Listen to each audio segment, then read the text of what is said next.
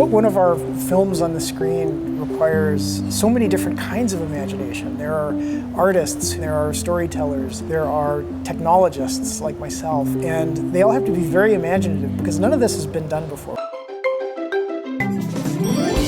Disney's Planet Challenge is an environmental competition for 3rd through 8th graders. All across the country, students and teachers are digging into science, making hands-on discoveries, and inventing new projects to create a planet only they can imagine.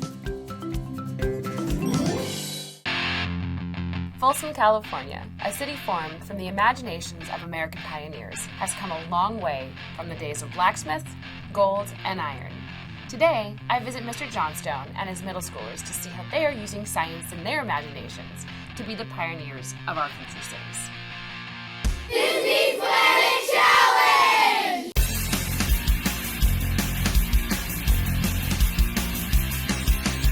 This is an alternative energy city. We have windmills, solar panels, and then we also have a scale model of Folsom Dam. The water is forced through this pipe, which spins a turbine, and that makes energy. We've gotten as high as 10 volts, so that's almost enough to start a car. Making energy just by ourselves this easy could change a lot of people's lives. All our imagination it's endless, and I think that if we just keep finding something new to create, then we'll be able to change the world.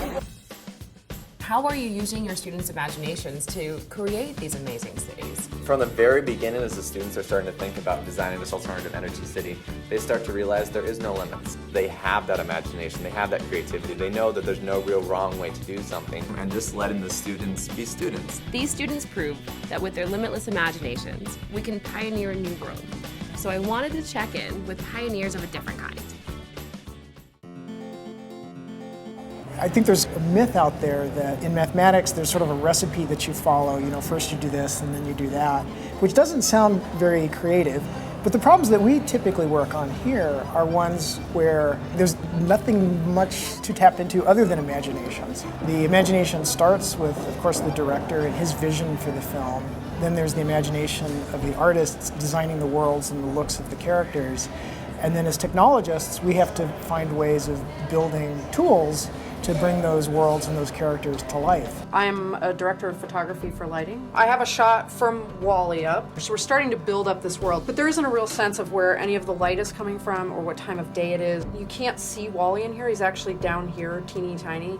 We have all of these tricks that we learned over the course of WALL-E to make him show up. We hit him with some bright light, we give a very bright trail of dust behind him so you at very least see that he's there. Technology is a huge piece of this, but how do you and the rest of the team use your imaginations to create these great new worlds?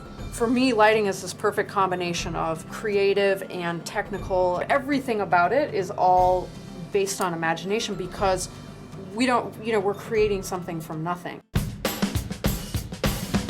Imagination, creativity, and science. I've seen quite a lot of that so far, from protecting our wetlands in Louisiana, to digging into science in New York, and to imagining new ways to power our cities in California. I cannot wait to see more of your projects as we near the end of this year's Disney Planet Challenge.